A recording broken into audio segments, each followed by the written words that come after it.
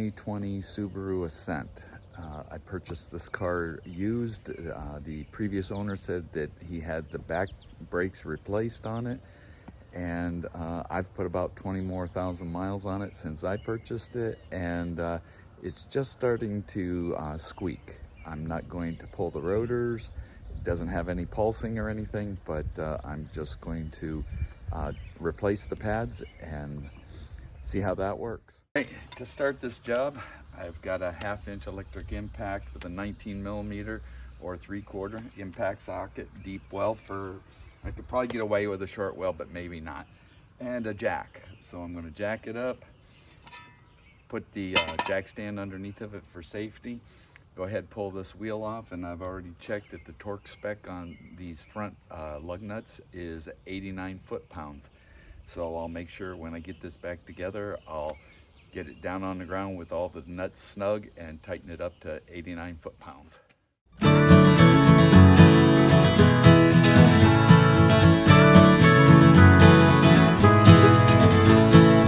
Now, I've never dealt with this kind of bracket before, but it looks like it pivots out of there this direction, so I'm going to just try to pivot it around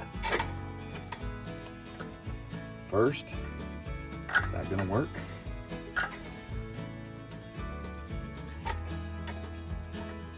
It's hitting the brake on the back side.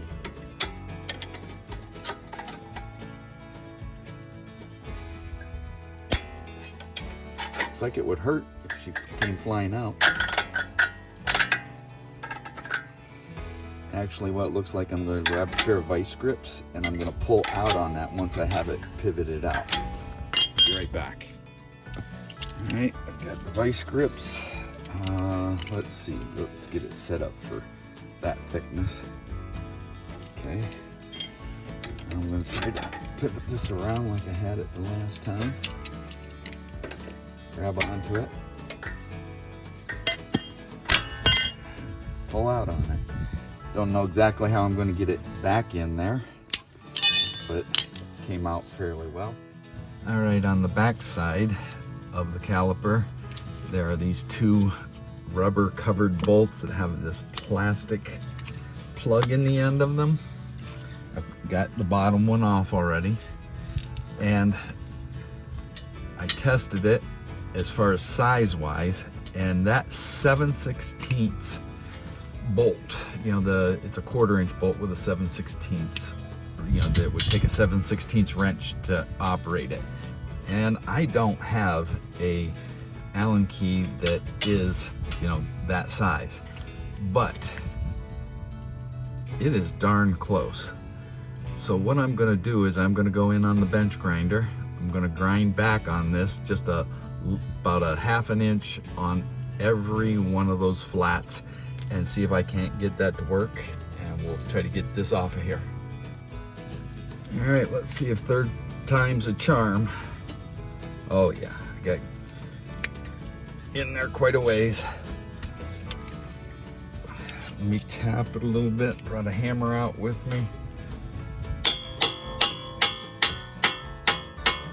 Snap it up, I'll hit on the end of it.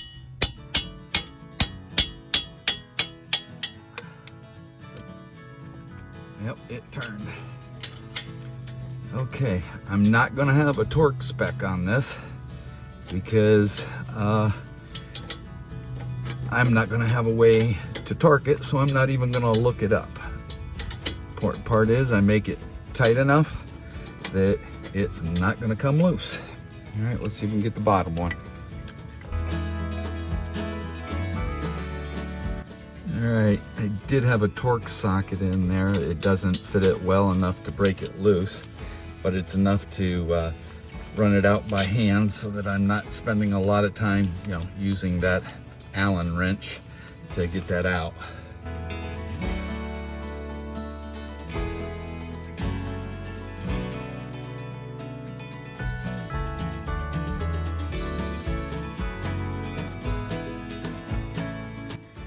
All right, here are the brake shoes for the front.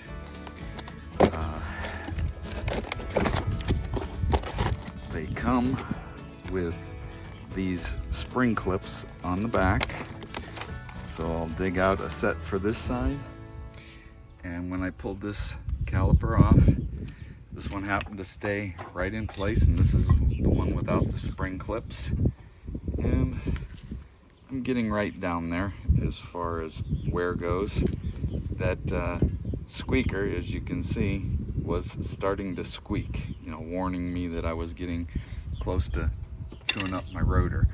But this bottom pin, I had a little bit of a hard time getting it out, but I'll definitely grease that with some lubricant before I put it back in, along with the other one from the top. So those will get lubricated, and you know, that's the size I had to fit. And I'm guessing it's 7/16 or 11 millimeters. I'm not quite sure on that, but I'll get this one pulled out. And it, like I say, has those spring clips on it. But we'll get the new ones shoved in there, and the same thing. So I'm getting even wear, and that's nice. And we'll get this side done.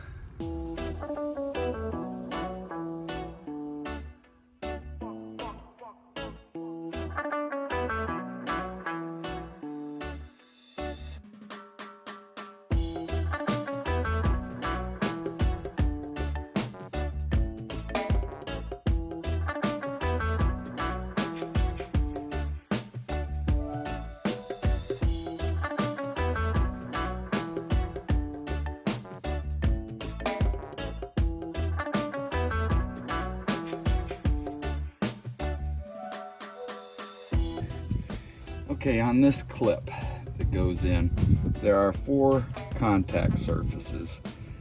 One here, there, there, and there.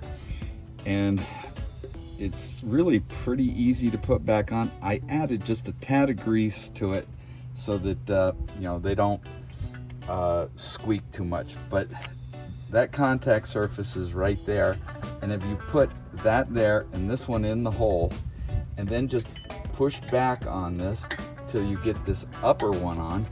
And I kind of tensioned that one up a little bit because I felt like I sprung it a little bit taking it off. But then just push back on this and in at the same time, and it seems to go in there nicely and do its job.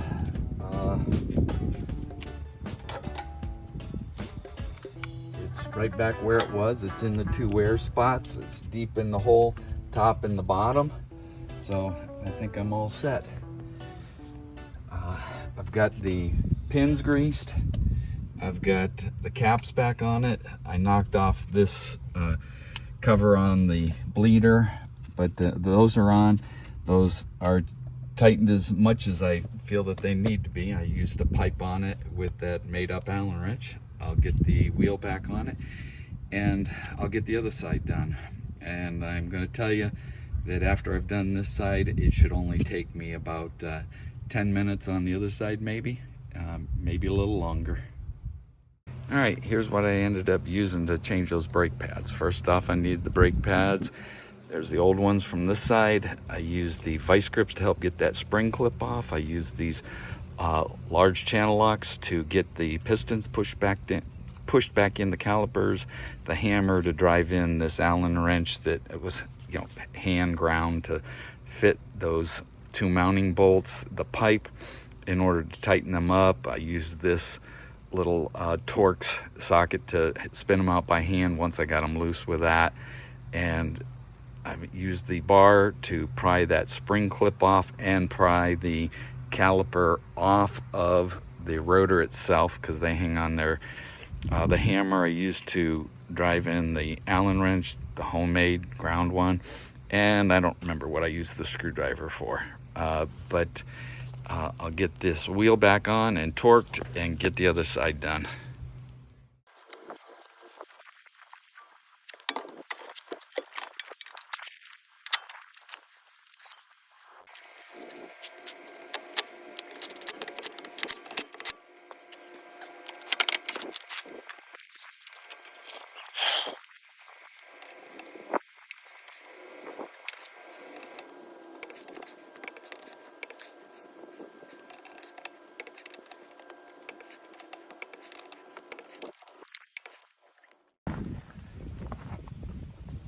Okay, I am cheating.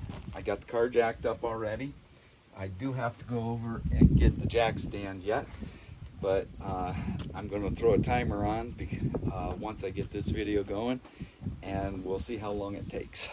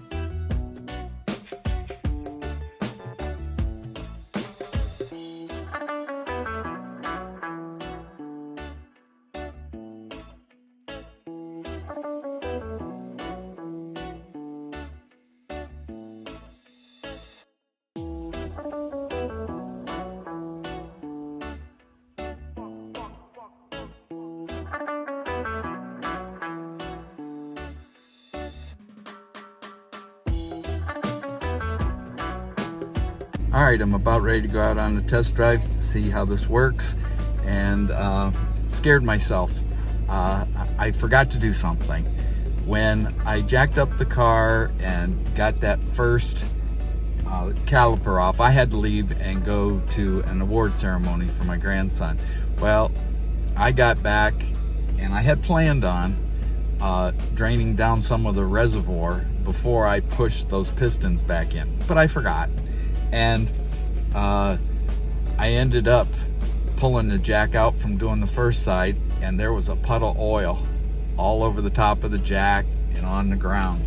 And evidently, when they had done the brakes on the backside, they had added fluid to the reservoir, and when I pushed the front calipers in, it overflowed the reservoir and made a mess. So I'm cleaning that up one of these days, and but it all worked out fine, and it took me just about 13 minutes to do that other side. All right, let's go for a test drive. All right, that test drive went very well. I'm very abusive on new brake pads when I first put them on. I seem to get better results when I can get some really hard stops on it and actually get them to the point where they smoke a little bit.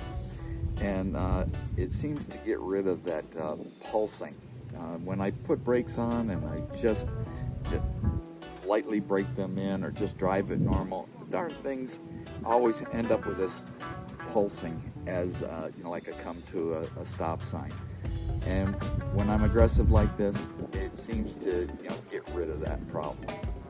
But I'll get that reservoir drained down and cleaned up around on the frame where I overspilled that brake fluid, and it's another job done. Thanks again for watching, and like and subscribe if you would.